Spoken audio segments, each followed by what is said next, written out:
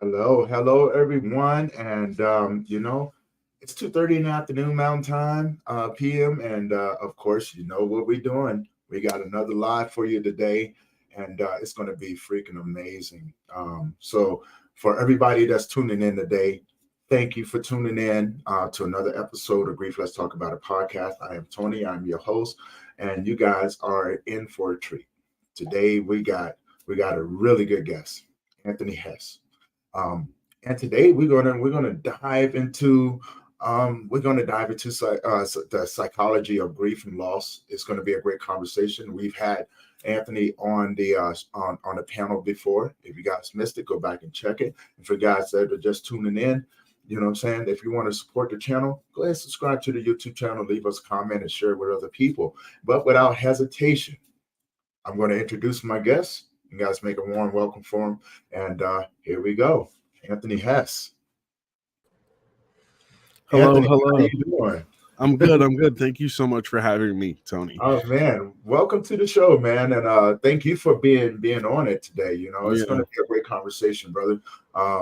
Before we start, man, tell people where you're from. Well, I'm from New Jersey. I was born in Secaucus, New Jersey, up north. Lived up there for a little bit, Hmm.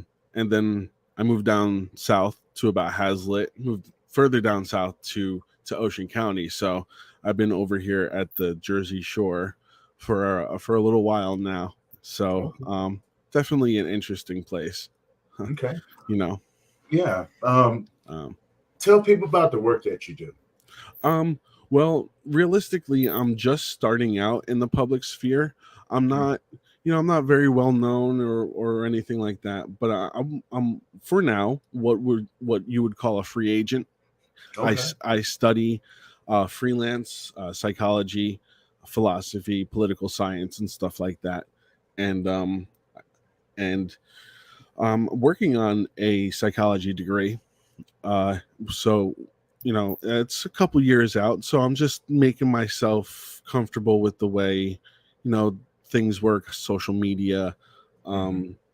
I've been watching a lot of different interviews, with you and a lot of other people taking notes and stuff like that because it's all very important information. Yes. It's not just famous people or whatever have the best information. It's everybody has important information for everybody. So I Yeah. definitely believe that. So Man. So today, man, we're going to be diving into the psychology of grief and loss, and all those things that come in between. You and I have had a conversation before. I loved it. You know, very, very brilliant, man. So I you appreciate know, that. before without further ado, man, Hmm. let's dive into it. Let's dive into it. Sure. So So, uh, yeah, go ahead, go ahead, go ahead. well, I just want to. I'll go through my losses. So Hmm. when I first experienced loss, didn't. It was an awkward experience because I was kind of young. I mean, I wasn't too young. I was around 12 Hmm. ish, but that's still pretty young. I lost my godfather, of which I was close with. So it was interesting. That was the first time I saw my father cry. So it was a very awkward, awkward environment. And then I didn't really experience loss again until I would say 22 or 23 when I lost one of my closest friends. Wow. And he lost the fight with mental illness and committed suicide, unfortunately. And that's when I truly experienced um, the depths of loss and grief and stuff like that. And um, I didn't have proper social engagement, so I I was alone for the most part. I didn't have a whole lot of like back then. Yeah, I'm 32 now, so back then there wasn't a whole lot of like podcasts and interviews and stuff like that. I mean, there's a little bit, but like there just wasn't a whole lot because that's about 10 years ago or so. So Right. um it's not like what we have now and today where it's very very much expansive. um but Yeah, that was very hard. And I just, I wanted to ask you a question. Yeah, yeah. Actually, I wanted to ask you, what was your first reaction when you experienced loss? Because, my first reaction was, I want to say something like shock and numbness for some type of about 70 days, 75 days before it actually hit me, you Right. know, and Uh, then, yeah, no, go ahead. okay, so let's be more specific, because I've had multiple losses. Okay. So yeah, let's be a little bit more specific because each Oh, loss is different and right. everything. And my reaction to them, if you want to know about my very first loss, was a friend of mine, Mm-hmm. and well, actually two friends of mine. They both took their life at the same time. Mm, I was young. I was very young, and we were sitting in a building in an abandoned building, and they were just tired. Really, honestly, they were just tired of the lifestyle mm, they was living. Um, I was deep into the gangs, right. and it was just hectic, man. It was hectic. So they sat there and just looked at each other and was like, "I'm done. You know, I'm done. I don't want to do this no more. You know what I'm saying? We're in this thing every day." And Right. so for me to think about it, when he took their lives, and I seen it both, I just looked when they both hit the ground. I looked and I got up and I said, "Well, I gotta go tell everybody what just happened." So I picked up their guns and I walked out the building. Not really any shock or anything like that. It was, I just looked at it, I sucked it up, and I kept it moving. You know, Wow. I went to the hood and I told them, I said, "Hey, such and such and such and such, they're both gone." They was like, "What do you mean they're gone?" I was like, "They both just took their life." They're like, "What do you mean?" I said, "They both just took their life. Like, I don't know how much pain I can get with this. They're both sitting Right. in the building dead. They took their life. Mm, Matter of fact, here are their guns." They were like, "Why did you take the guns?" I was like, "Well, they have no more use for them, right? And we still out here. right. You know what I'm Can't have saying? that just sitting Yeah, somewhere. we still out here." So every relationship, everyone that I've lost, there's been a difference, right? Right. Now, don't get me wrong, my relationship with these guys, you know, as far as it went, we was just in the game. So when people died, we looked at it as, hey, these things are going to happen. You just got to keep Hmm. it moving. So there was no emotional attachment to it. Right. Now, the older I got, um, the first time I lost someone that was close to me was a really good friend of mine, and he was killed by Aryan Brotherhood in jail. Guy Mm, stabbed him in the chest with a broken broom handle. wow. And so when that happened, there was a sense of anger. We got to go do something. We got to go do something. And I was hurt, but I didn't understand the emotion that came with it. I just Hmm. knew that I was going to do something. That's all I knew. Yeah. It was this group of people that did it. Well, it's time. Hey, we got to go. We got to go do something about this. You know what I'm saying? Yeah. Because this pain that I feel, it. You know what I'm saying? I got to have an outlet for it. I do. So I do have another question about that. How did you account? See, when you watch someone die like that, and I was probably a very specifically motivated attack. So, did that make you very cautious when you got out of jail? no, Um, were you paranoid or scared or anything like that? Did you feel any type of like? no, I didn't. And then on the inversion, were you more angry when you got out? Were you more prone to violence, or not prone to violence, but more so No, like you, prone? you you worded it right. Okay. I was very prone to violence. So when Was it from that moment, or was it the entire experience?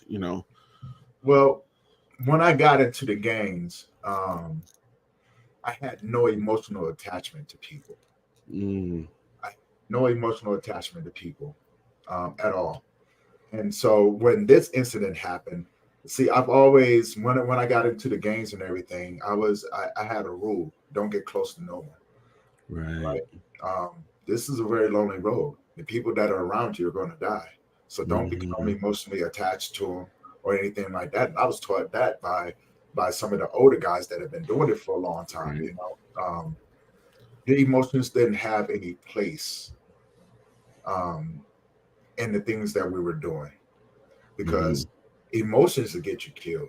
Hmm. That's the way I was taught. Emotions will get you killed. Right. And if you spend more time worried about the people that are surrounding you, you know what I'm saying, your so-called homies and stuff like that, and Yeah. what's going to happen to them, well, you leave yourself open to get killed or Right.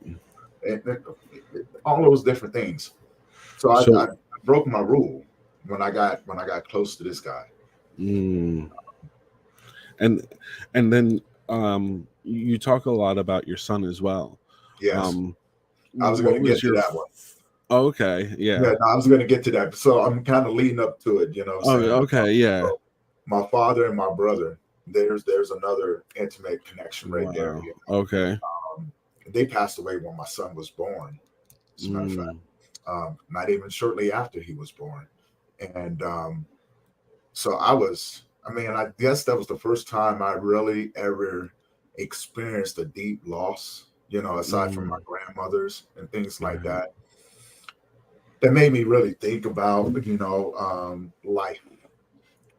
And then when my younger brother passed away, I was just like, I just went into a shell. It was a lonely road after that, you know. Just wandered. I wandered around trying to figure out life. What was my next steps?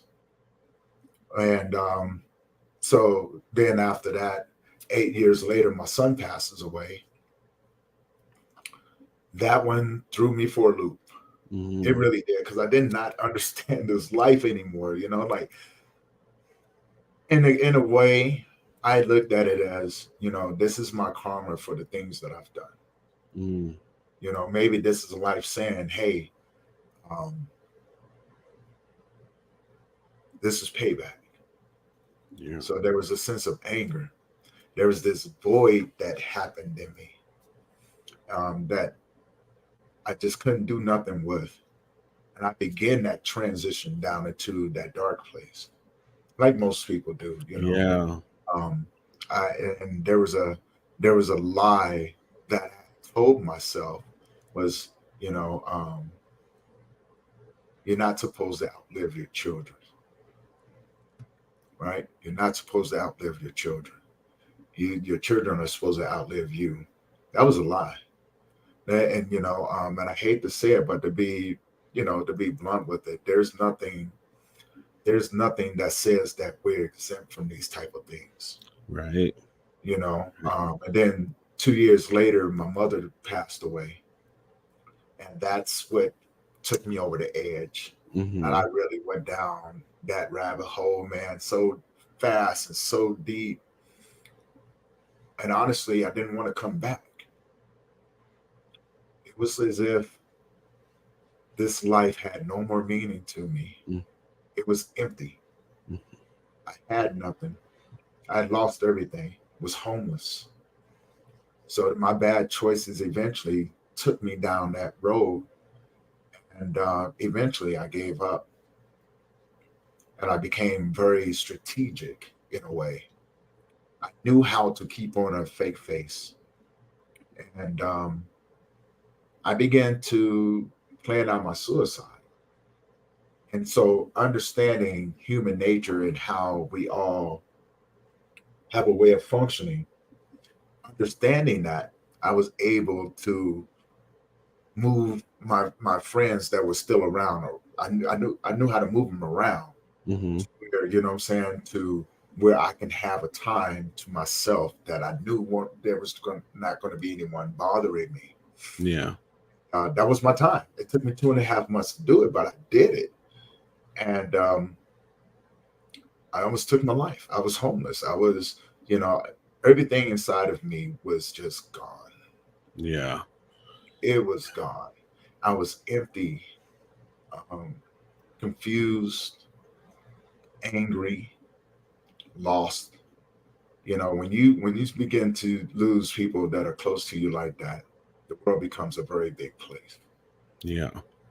And I went back to survival mode. I knew how to survive.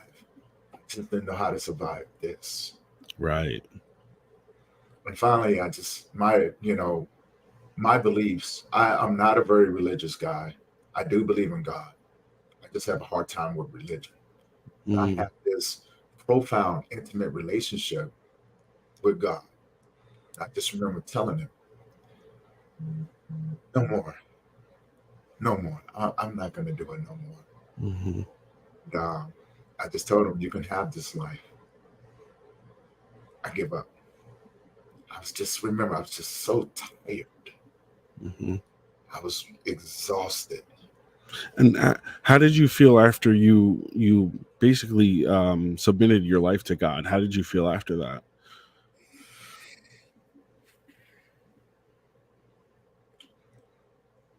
Empty. Empty. I was so empty. Yeah. Um, and as a male, as a man, I thought to myself of, I started eliminating things. I knew I wasn't going to start drinking again. Mm. That, whatever came, I knew I needed to face it head on. Yeah. So, with a clear mind, for some odd reason, that just made sense to me, right? you know, gonna have to hit this thing head on, man, and see where it ends up. So, I guess my question, to bring it back to you, how was it, when your friend committed suicide? How did you deal with it as walking through the process of grieving? Well, what happened to me was something like I kept getting I kept cycling the stages of grief, I suppose. Mm, I was stuck in there and I wasn't escaping from that. And so, I mean, realistically, how else? I didn't have the proper tools to deal with that. I didn't right, have the proper support system. I was at least able to function enough to work, so I was making enough money to, support some type of alcohol addiction, and lustful types of experience, hedonic chases and pleasures like that.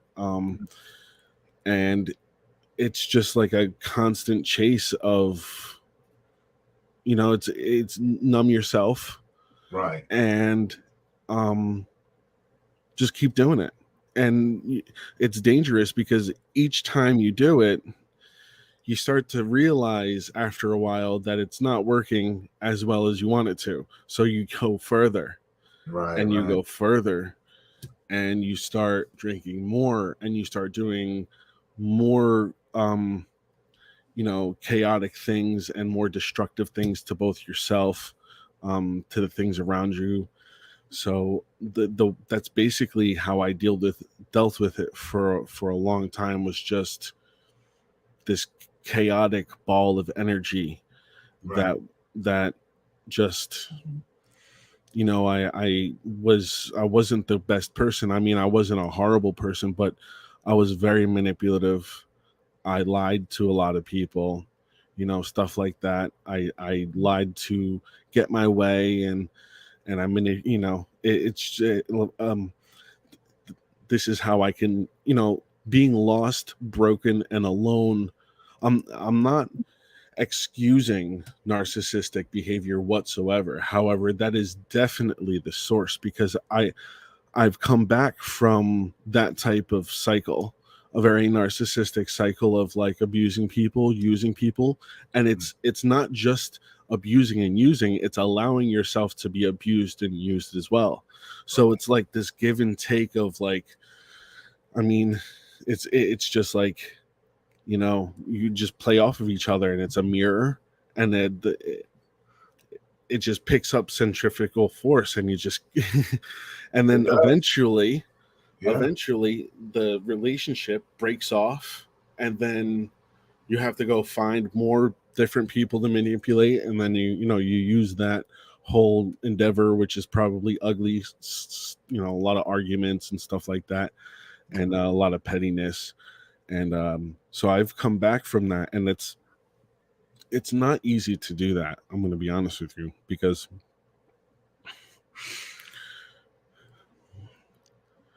the desire to get what you want now mixed with the ability to lie to someone is a very dangerous mix, Yes. So and it's not even just getting what you want, because at that point you're using words in an instrumental way. You're just saying what the other person wants to hear, and you're living this entire life that's just a lie. Yeah. And to come back from that, you have to realize all of your lies that you've said, did, acted out. And psychologically speaking, someone lies in proportion to how they feel, right? So for example, if someone gets rear-ended and it's not too bad, they'll go to their friends and embellish a little bit and say, oh, I almost died today in my car, I'm so scared and I have a lot of anxiety Yeah. and stuff like that. And that's a pretty serious thing at some points in time, because if someone embellishes too much all the time, then it becomes your life. Yeah. So I mean, a little bit of flavor here and there is not so bad, but you can't allow it to assume your identity. But the thing is coming back from that, you have to basically break down everything that Yes. leave all of your friends or who you thought were your friends. If you can, your best bet's to relocate. Definitely build a support system that's very reflective and stuff like that, because they balance you out a little bit, because coming from such a life of lies and lies and lies, you live in a false reality. So you need people around you to ground you to reality at points of when you're low. So that's basically how I dealt with it. Is I built a lie around me and used that lie to provide instant gratification, and it was successful.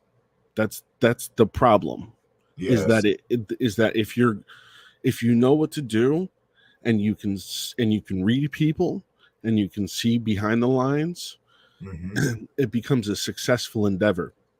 Yes, it does. So when you pull back from that and you change, you now have to realize that you're going to follow a pathway and you're going to hit a dead end.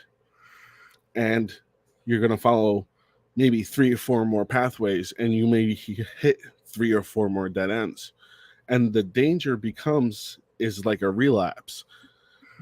When you become so entrenched in all of these micro losses, it's just so easy to go back to the lie, because it's just like some clothes. Like, you just take off your clothes, you put on some new clothes, and that's it. You get a haircut and you're now a different person.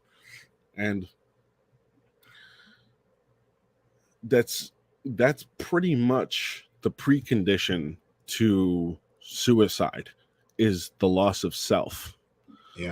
And that ties into heavily with the symbolic loss of self, because that's probably, to answer your question in more depth, is how I dealt with it. Is I caged myself, and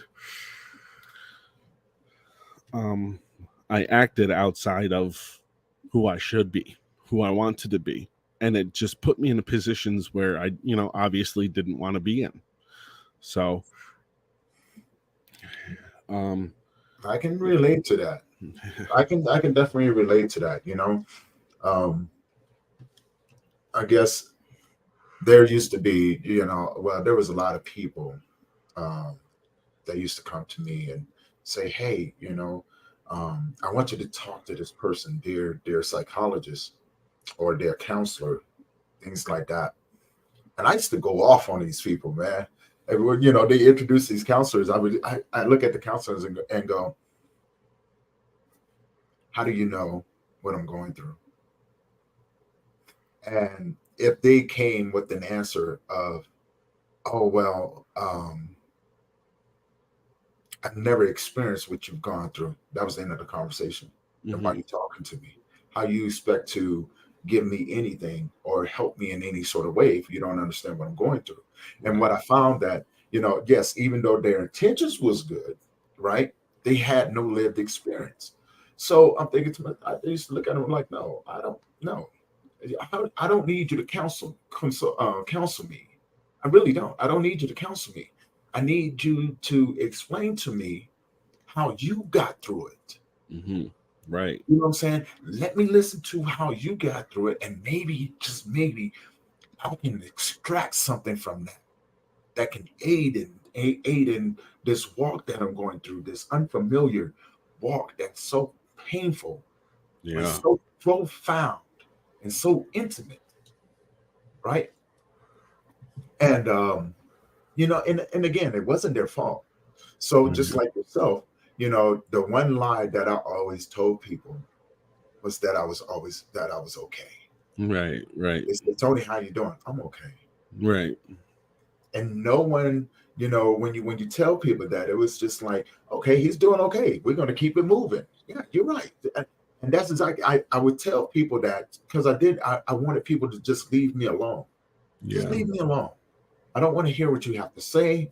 You know, I just don't want to, I don't want you to compare your losses to mine Right. because Right. honestly, I don't care. Mhm. Right. You know what I'm saying? You're going to deal with yours. I have to deal with mine. Whatever, man. You're going about your way. Right. Um, Yeah. That's but the it was good. power of Yeah. that's the power of the story. You Right. know, Right. when you were trying what you were trying to get out of those counselors was a real story. Like give me something to hold on to hang on to, you know, and that there's a lot of there's spirit and symbolism nested in those stories. Hmm. It's how did you die, harrow hell, and rebirth yourself? Right. Like this is I don't I don't need to hear that just from you. I need to hear that from you and from everyone else, because everyone else who has survived has the same story. So Right. the more stories you hear, the more you can extract some type of meta story, some type of spirit to embody, you Mm. know. And it's not necessarily learning each specific way. It's the whole, it's the whole story in and of itself. Right. So I got a question. Are you a religious man? I am pretty religious. I Okay. am only to the degree that I understand where morality comes from. Mm. Okay. And it does honestly come from religious axioms. Um and the thing is about that, there's nothing wrong with um religious axioms. The Right. thing No. is, is what we see in, I don't really want to get into a conversation about religion, but the problem is there's a lot of like opinion, Mhm. and that opinion may not resonate with what you want to hear or see or understand. Yes. So what you have to do is you have to go and get your own interpretation, and Yes. basically Yes. read the stories as if it was you. You're in these story, embody these stories, because it's the same thing. You're looking for a myth to extract it, a narrative, something, and then that's why there's so many different narratives Hmm. all in a row, and it's shuffled in like five different decks of cards. So there's so many different narratives in it, so you can extract the meta narrative, which is pretty much always it's pretty much the Christ story, which is um the the worst things happen to the most virtuous person. Right. You know, depending on the translation you read, his mother was there during his crucifixion. His friends were there. The Romans that were executing him knew that he was a good person, but did nothing anyway. So it's all of the worst things that can happen to the most virtuous person, and this is a fundamental truism of human experience. Mm. You know, because we're all virtuous people. We all want the best. We just do it in our own little way. You know, Yes. and then there are truly malevolent people out there, which is, you know, they're few in number, and it's hard to understand that. But I do have a way to disarm the world, and I call it, well, I don't call it, but it's called Hanlon's razor, and it's a philosophical understanding that you assume incompetence over malevolence. You know, Yes. that's not to say that like people are dumb or stupid. It's just they're just not understanding in that moment in time where they do need to understand, and it's causing some type of problem in the periphery, and it's causing arguments. But back to the Christ story is, once he dies, he has to harrow hell, and then he's rebirthed, and that's the symbolic, that's the meta story of the symbolic death of the self. So Mm-hmm. you know, because there's a lot of opinion out there that it's like, oh well, he was a real person, he really died, and he really came back. Well, my answer to that is it doesn't really matter, because if you look at the meta story of it, it's the hero story. It's the story we should all embody, because all throughout life we experience the symbolic loss of ourself over and over and over again. This is how you Yes. grow. Yes. So this is why this is why I think it's always wrong to believe that kids or children don't know about psychological stress or pressure, Right. Yes. because they experience this symbolic loss of self multiple times in fast succession. It slows down as you grow older, but the child is you know always becoming into something else, always. And that's it's it's difficult now, because boys are told to just not Man, do anything, yeah. Man up. and Your emotions don't matter. Right. right. I guess that leads me into my next question. And then, what I'm saying, we'll get into, you asked me a question earlier. So I'm going to lead us into that as Sure. well. You know, yes, we are told at a young age, like, I'm saying, to man up, don't cry and this, that, and another. So let's jump into a little bit, but let's dive deep into it. Because you mentioned something earlier about the stages of grief. Mm-hmm. Now, what I found out, as I started going through it as a male, Mm-hmm. the 5 stages of grief never looked like what they said. Right. Then I found out that there was 46 stages of grief, right? And that made more sense to me. I was like, whoa, 46.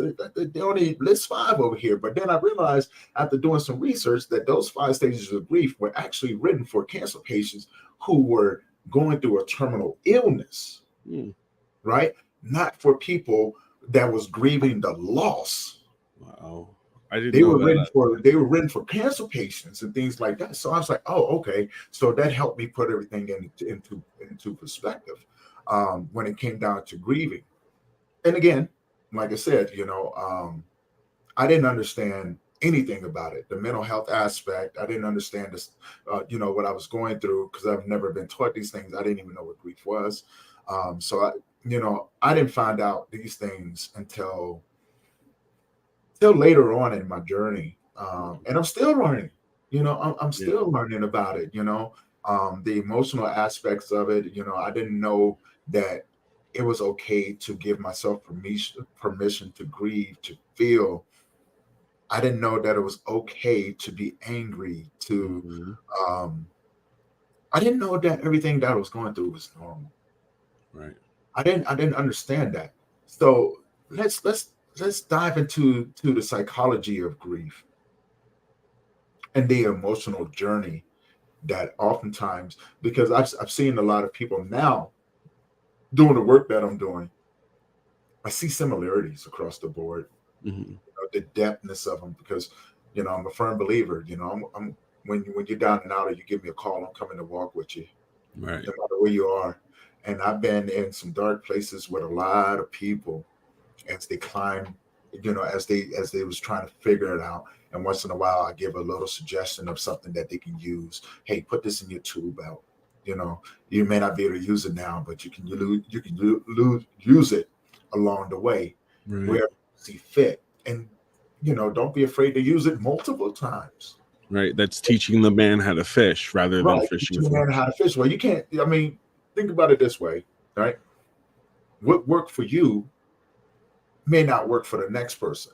Right. So it's always good that they have different options Mm-hmm. of climbing through that, going through that. And I often tell them, don't be afraid if and don't put yourself down if you need to sit down and breathe. Because I'm going to be right there with you. I can't pick you up, but if you want to sit down and rest for a little bit, that's okay. Right. One thing that I'm not going to do is that I'm not going to let you give up, because I'm going to be there and look at you and go, I gave up once too. And it's not a fun place to be in. So instead of giving up, let's go at it one more day. As a matter Right. of fact, let's not worry about tomorrow. Let's go at it the next hour.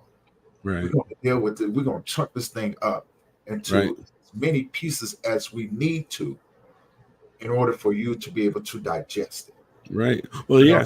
Psychologically speaking, you're basically you're performing psychotherapy, Mm, as per the behaviorists, mm. like Carl Rogers. I don't know if you've ever heard of him, but I have. um, um, he proposed a theory of active listening, stuff like that. So what you're doing is you're taking this huge problem and you're chunking it down into little pieces and Right. giving it to the person, so it's kind of like a gradual reintroduction. Right. Yes. Um, it's like, well, if you can't clean or if you can't do the dishes, can you maybe look at the dishes? That might start something. Okay, you can't look at the dishes. Okay, can you sit down and think about it and picture it in your head, what it looks like and stuff like that? And like, you just keep the person working on it and chewing on these little pieces, aim low. That Hmm. doesn't mean don't aim at all. Aim low and then higher and higher and higher. And people can't do that without other people. So Right. that's why isolating is such a dangerous thing. Yes, it Um, is. Yes, it it, is. it it's even a punishment for the most antisocial people, which are prisoners. So they Hmm. get put in the hole, and that's they're so they're isolating them socially to punish them. So when you isolate yourself, you have to just automatically assume that you're punishing yourself. So the question then becomes, what are you punishing yourself for? Why Mm. are you punishing yourself? And who is punishing me? And what are they doing here? And you sit down with all of these different questions, maybe one at a time. You don't have to take off a big chunk like that, but Oh, I did. um yeah, I have multiple questions, man. Just like you said, it was more of, the question was for me, at what point in my life am I being punished for? mm-hmm, And for what situation am I being reminded of? And then the third, the most important was, how long is this going to last? right, Right? right, Um, Time did not exist. mm-mm. I have there was a lot of nightmares. Yeah, that's A the lot complete of loss of reality yeah, once you start Yeah. once time doesn't mean anything to you, you're pretty much at the depths. Yeah. That's where you're at. I didn't know what I was doing. I Right. mean, man, look, there was days. I mean, literally days, and I couldn't tell you how long it went on, but it was for a long time. Yeah. I cannot tell you what I did. Mm-hmm. I mean, you know what I'm saying? Days turned into weeks, weeks turned into months, months turned into years, and I cannot tell you what I did. Yeah. My body was just like I had a routine, and I drove trash truck, and this is how crazy it is, right? I couldn't tell you what I did. I couldn't tell you, when I went to work. I Mm, couldn't tell you, I knew I went to work because I was right. still getting a paycheck, right? But I'm driving trash truck. I couldn't tell you about a conversation I had with anyone. I couldn't tell you how that day went. I couldn't tell you. It was like routine. I just know today I need to be over here. Tomorrow I need to be over there. You know what I'm saying? And I would do that and come home and work out. That was my addiction. I work out. I didn't go to a gym. My gym was in my garage. I had a complete gym in my garage. So, isolation, right? Um, Right. and I watch a movie, eat, go to sleep. Take a shower, go to sleep, and the nightmares would start. And those nightmares just would not let me go. I spent many a night, curled up on the floor, crying my eyes out, just looking for a way to stop the pain. Mm-hmm. Pain was so deep and so profound that the pain would knock me out. I mean, Yeah. even though it's an emotional, and it was so deep, and that's all I can remember. It's so deep. It would knock Yeah. me out. I would go to sleep and get up the next day. Okay, it's time to go out here. Put on a happy face. Time to go out there and do it. Yeah. Um, we talked about this earlier. The symbolism. Um, let's talk about that. Let's dive into it. Sure. Sure. It sounded like what you just explained to me there was, like I said, this symbolic loss of self. But what that can abstract out into is the symbolic loss of almost anything, like even a relationship. Yeah. This is a symbolic loss of your lover. If you have a really bad falling out with a family member that you were close with, that's symbolic loss as well. So if you Before we dive into it, give a definition for the listeners of what a symbolic loss is. um well, it's fundamentally, it's it's the loss of a story. Mm, And this goes back to how stories are stored in the body as much as they are stored in the mind. mhm, And mhm. when you lose a piece of your story, it's almost like losing a piece of yourself. Yeah. And that piece gets lodged into whatever experience you had and stays out into the timeline of your life and in the periphery of your life. So Mhm. you can regress that, push that down, and then it'll cause all types of different types of like anxiety responses and even depressive cascades. Dive into a depressive cascade. And realistically, what like your type of work, psychotherapists and stuff like that, um talking really talking is probably the best medicine over everything. It's better than any type of pharmaceutical or any type of drug like that. So when you talk, you can go back into the timeline of that person's life and get that piece back, and then reconstitute it back into the story. Because the loss of symbolism, like, because our lives are nested in a narrative, right? Mhm. So and we think exclusively in narratives. So if I were to ask you to tell me about your day, you wouldn't tell me about every single muscle movement. You would abstract it up into its gist. Right. I woke up, I made some breakfast, yada yada, I took a shower. So and then you'd be like, you would go into how you'd go to work and stuff like that. So our lives, thoughts, even further up, government, scientists, everything is all nested in a narrative. Even though there are objective facts and truths and such like that, it's still nested within a narrative, which is a symbolic narrative. And a symbolic narrative is basically, it's a mythological narrative. Right. And this is why religious axioms are the most fundamental axioms, because if you were to gist the Bible, it would be, what can I do? Or it would be something like, do more for others than you do for yourself, which is just an abstraction of service. And service is the same thing as sacrifice. And sacrifice is the same thing as a bargain with the future.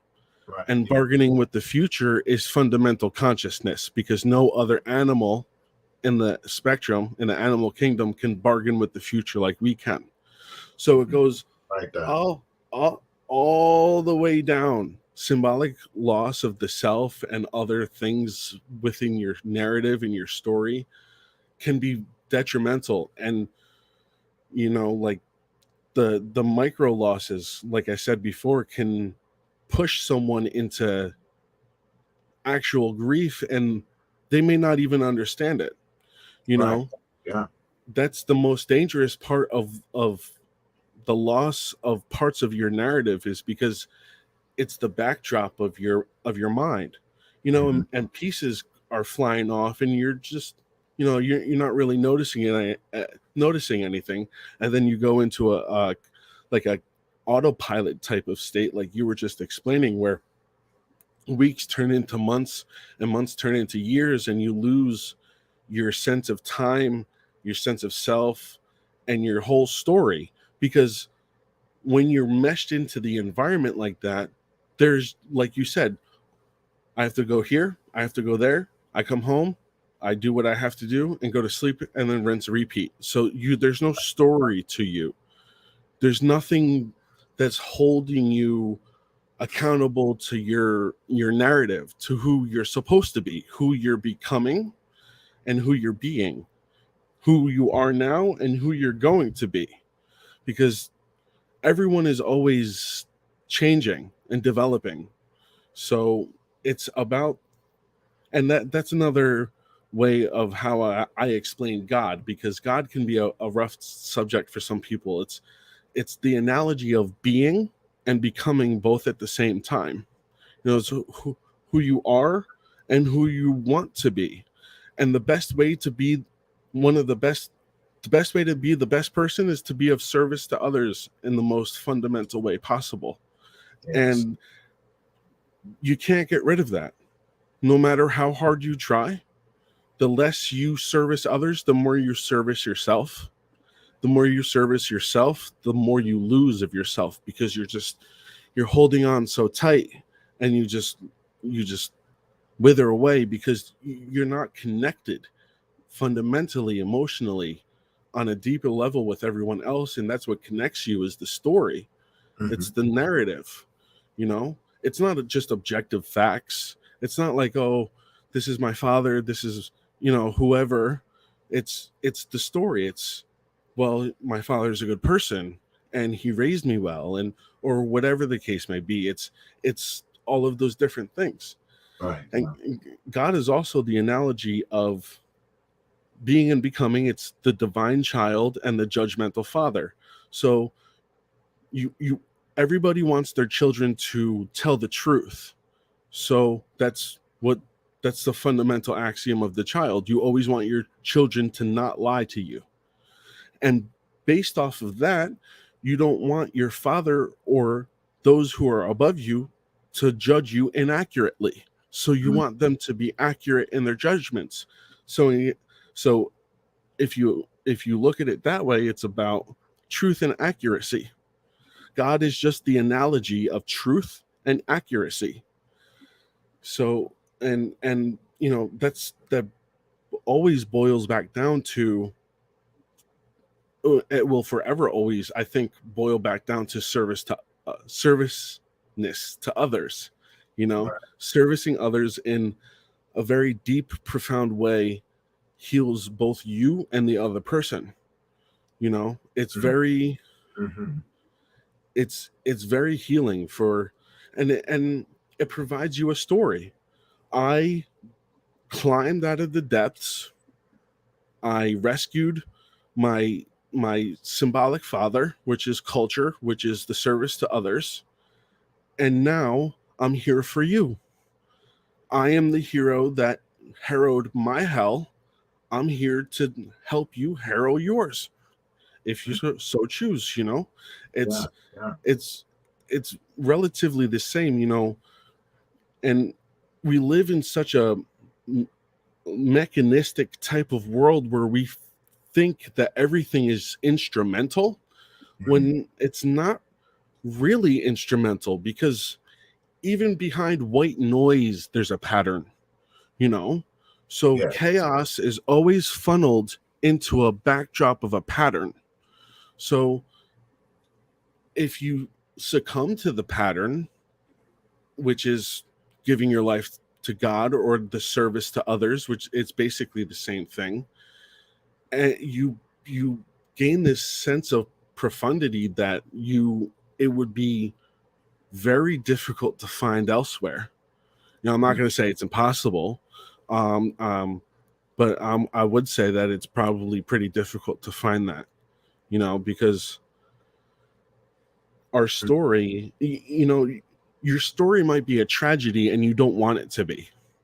You want your story to be the story of the hero or the comedy, because that's why there's the crying face and the laughing face, because it's either a tragedy or a comedy.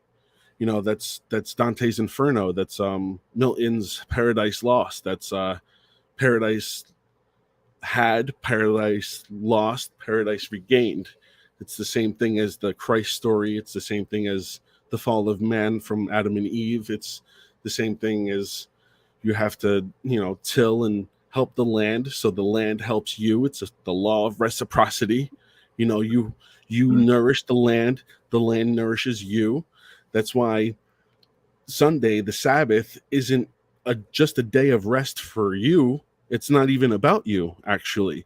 It's so the land can rest, so the land can further nourish you further.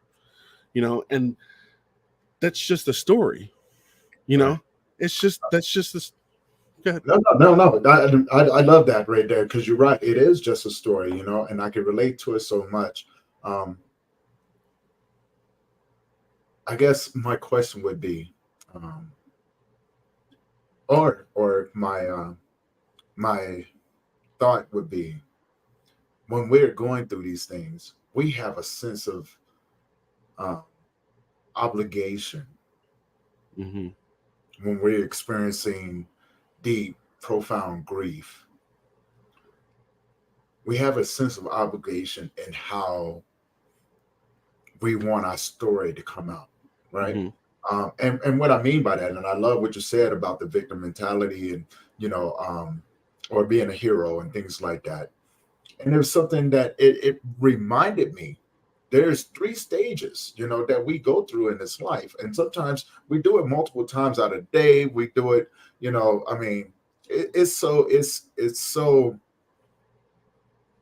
seamless in the Hmm. way that it comes into the life. We're either a victim, the superhero, or we're the villain. Hmm. Um, and then there's a fourth one that I'd love to throw this one there, and this is where I began to step outside and look at things from a different perspective. I became the observer, Hmm. right? because I have been, I have played the role of a victim. Mm-hmm. Um, I have played the role of a villain. I have played the role of a superhero. And just when I got started doing this sort of work and working with people going through this their grieving, and walking with people, I became the observer. And I told myself, I said, I don't want to be a hero. I don't want I don't want to be a hero to anyone. For the simple fact of I don't wear a cape. Mm-hmm. I don't have any superpowers. Right. I am, so that role was gone. And I figured there's a lot of comic book characters that people can look up to. Um, I'm not going to be the villain because Lord knows I don't want to hurt anyone anymore. I've been that route, right? I definitely don't want to do that. I don't want to spend my time hurting other people, causing unnecessary trauma in their lives and things like that. That definitely that doesn't fit me anymore, right? Mm-hmm. I had my time for that. Um, Definitely don't want to be a victim, Right. right? Um, so in the aspects of that, I said, you know what? To better be more effective in this life and in this work that I do, I better start observing. Mm-hmm. I better start paying attention. I better start being mindful. I better start quieting my mind and my heart and opening up my heart to everything that is trying to give me. And I love what you said about servitude. I told myself, I just had a lot of people go, man, you're a great leader. You're a great leader. I said, no, I'm not a leader. I don't want you to follow me Mm-hmm. because following men, I'm flawed by nature. Mm-hmm. I don't want you to follow me because I'm still trying to figure out my journey. Right. I want to serve you to where you can be brave enough to start figuring out your journey. Right. Embrace what this life has to give you. Right. You know, and the only thing I ask is that if you allow me to serve you and allow me to walk with you, Mm-hmm. so you no longer need me. Right. Right. That's all I can ask. Give me, if you allow me to walk with you and become a visitor on your journey and allow me to give you some of the things that I've learned, Yeah. I'm forever humbled. Right. I'm filled with gratitude and appreciation because you don't have to do it. So there's a sense of just fulfillment that comes along with that. Let me experience your journey with you for a little bit. Let me be there when you have to sit down so I can give you some words of encouragement, things that no one gave me, right? Mm-hmm. And it's no one else's fault, right? Right. It's no one else's fault. I didn't know, right? Just like yourself, it was a lonely road. And Yeah. so understanding from the point of view of the loneliness, of the isolation, and everything that came along with it, I just wanted to now I just wanted to be a company, be your company as you walk Yeah. this journey in life to That's help you the figure it out, right? that's the idea of being nested within a story. I'm Right. not. You humble yourself to the degree that I'm not here to manipulate your story. I'm not your hero. I'm not your villain, and I'm not your anything. I'm your friend. I'm your companion because we're all walking on the same journey. You know, so it's to an objective version of that is actually like, for example, the president is beholden to the law, so Mhm. we are beholden to certain aspects of social interaction that give both parties a sense of fulfillment, which is always, like you said, like I said, is servitude to others, you Yeah. know so it, and we don't quite understand how much we think in narratives. So it it we think so much in narratives that it actually becomes an unconscious processor in the back of our Right. mind, Yeah. you Yes. know, because it's even latent, it's implicit within our terminology. Like, I'm like, even the words, I'm here for your journey, you know, that's just, a journey is a story. It's a, Right. it's a narrative. There's a beginning, a middle, there's an end, and I'm Hmm. here to experience some of it with you and help you. And Yes. then the point to that is you can fulfill them enough to where they do that same thing, and it becomes a cycle. You help one, and that one helps five others, and then the five others help 15 Right. others, Right. and Yeah. it becomes like a butterfly effect, you know Exactly. Yes. It's like a butterfly effect, man. I heard this. I I started thinking to myself, right? Because when you meet so many people along the way, we tend to be sad or heartbroken or angry when that person leaves, right? yeah. Because there's a sense of, I thought we was going to be friends or be together forever, along this Hmm. journey, things like that. And I've always known when I've, ever since I was young, I've always known, you know, when it was time for me to go, when it was time for me to move on, and things Hmm. like that. And there came a sense of reality, and I started thinking about it. I said, I can no longer be upset with people Hmm. because I realize I'm the seasonal one. I'm there with you in this season. Yeah. And just like with everything in my essence, I'm meant to be shared with other people. Right. So there's a sense of responsibility, a sense of a contract that I have with Absolutely. this world, right? To be that individual, regardless if other people don't understand it. Yeah. But it's like, Absolutely. okay, I've given you everything that I can. I've walked with you as far as I can walk with you. I look forward to seeing where you end up. Hmm. But right as of this moment, to go, Yeah. hear someone else screaming out for the thing that I carry inside of me. Hmm. And as much as I would like to apologize, and not apologize to you, Hmm. my duty is now carrying me someone else. But I do wish you well Yeah. along your journey. And if our paths do so happen to reconnect somewhere down the line, I'm going to be excited to hear about the story of how you got to where you are. Absolutely. Yeah, I'm going to say a silent prayer for you, and Absolutely. I'm going to wish you well on this journey and your story, and Yeah. I got to move on, right? So Yeah. same thing, like you were saying, Yeah, it's all, and like you were saying, I want to hear what, when we reconnect. I want to hear about the interim. Where were you when I wasn't here? Tell me about your adventure. Tell me about the crazy places you've been, the people you've met. That the oldest truism, or the oldest uh, term in the world is, life is an adventure. It's the life is a story. It's all nested within a narrative. It's beautiful. That's what art is.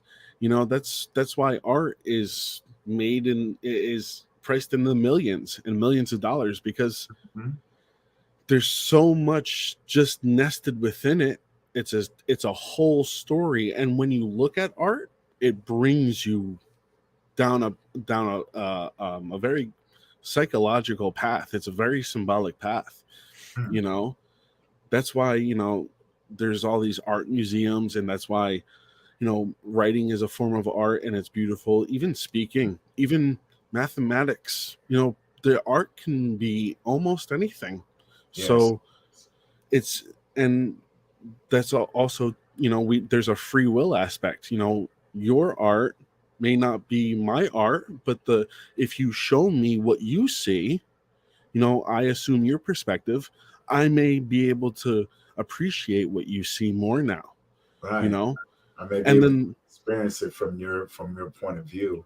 right, and then that's how you share the world with others. you Mm. know you Okay. assume the perspective, assume the story, and that's the, like you were saying, the primary role of the observer, which if you that's the primary role of the master, is you both give the ability to assume the perspective and assume the perspective at the same time. Mm.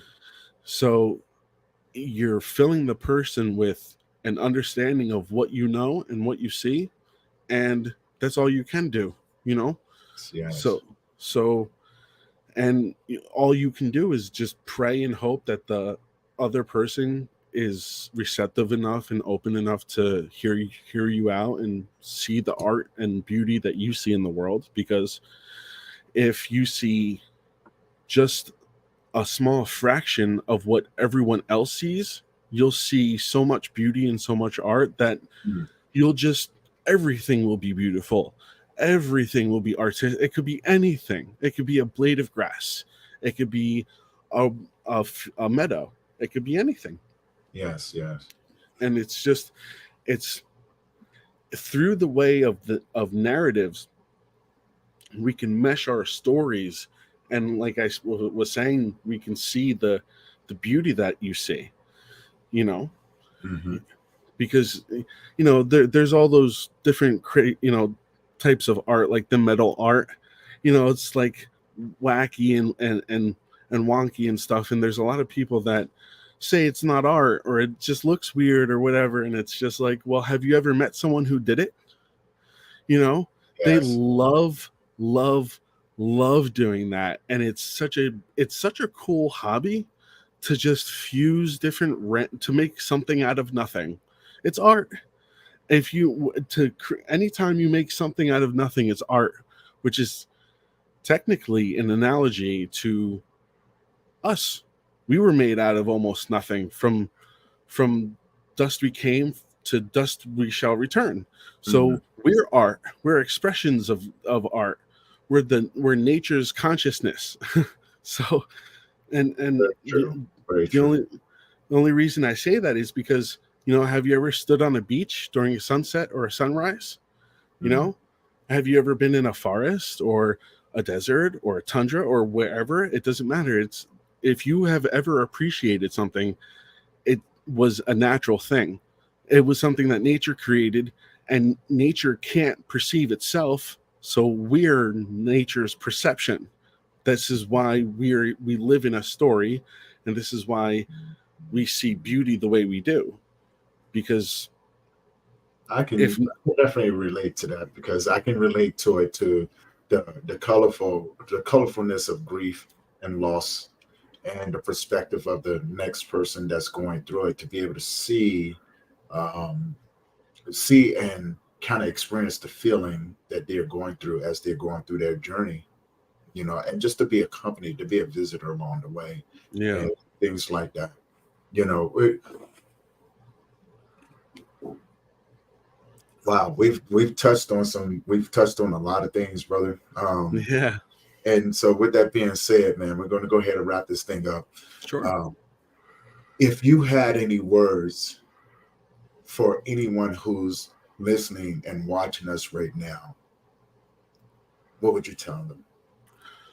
Well, I touched on it very quickly earlier, but I really it's truly how I disarm the world. Mm. I truly believed that everyone was malevolent. Everyone was out to get me, everyone's out to hurt me, and in order to disarm the world, you truly have to believe that when someone hurts you, they may not be malevolent. It may just be they just don't know, Right. you know? Yes. And that assumes some type of forgiveness. You have to forgive them because they don't know. And you have to be patient and calm enough and confident enough to explain to them, like, this is what you did and this is how it hurt me, and 9 times out of 10, anyone is going to be receptive to that. Right. It's just being patient with yourself and patient with the other person, and not believing that everyone is harmful, because they're not usually they're not. And you can definitely tell when someone is, you Mm, know so it's about being patient with yourself, forgiving yourself along with the other, mm, and having an open mind and the ability to communicate and articulate your point as well. So mm. that's, you know learning the ability to talk to other people isn't easy for people who've isolated themselves and stuff like that. So Very true. learning how to even just talk with yourself, because thinking is difficult. If if you believe everyone is malevolent, you also implicitly believe you're malevolent.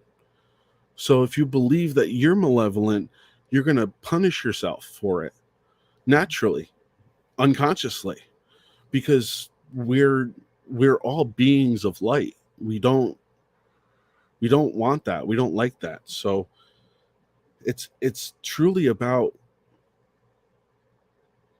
understanding that it's it's about patience, and, like I said, love for the other, love for yourself, and believing that it's truly just not it's not malevolent, you know and then that's where you learn to separate incompetence from malevolence. Like, so if those two things are mixed, then everyone is dangerous, you know so once you start to separate those two things, you really get a sense of, like I said before, forgiveness for the other person.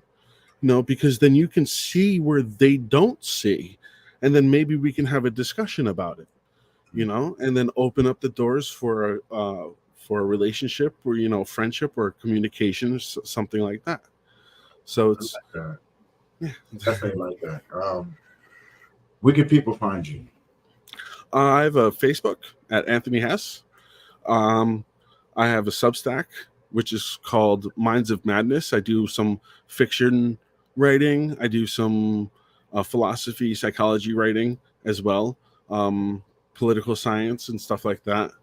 Um, so yeah, there's that. And I don't have too much yet, but I'm working on a podcast. I'm Yes. gonna do something like that. I want to have video like this, so I'd love to explore and talk with other people, kind of like how you are, and many other people, and because I love the same thing. I love to just talk and ask questions and bounce and just do Yeah. stuff like that. So Yeah. Most so, definitely. soon, and then maybe at one point we can do this again, and Oh I yeah. can update, and then Oh yeah. stuff We like got a that. lot of things that we could talk about, man. And yes, you guys, we are going to do a part two, right? You know what I'm saying? Because there's so many other things that we can unpack. Um, and with that being said, if you guys are tuning in, thank you for tuning in for another episode of Grief Let's Talk About It podcast. And big thank you to my guest, Anthony Hess. Thank And you. if you guys haven't already, do me a favor and you want to support the channel, go to the YouTube channel, give us a subscribe, leave us a comment, share it with other people, let us know what you think. Hit that bell notification so you will always be notified. Mhm. Drop another episode, and as always, I am Tony Lynch, your host, um, and leave you guys with something. We love you, man. Keep your heads up, and just remember, if you are struggling, please consult with someone. Find the Mhm. help that you need in the area that you're in, and things like that. Yeah, don't do it alone. That's the whole Yes. thing. Don't, Yeah, never ever. do not do it alone. Do not do it alone. Mhm. And I want to thank you guys. I want to thank you guys for allowing us to bring you another episode and enjoying it. And until next time, we will see you. Peace. Mhm.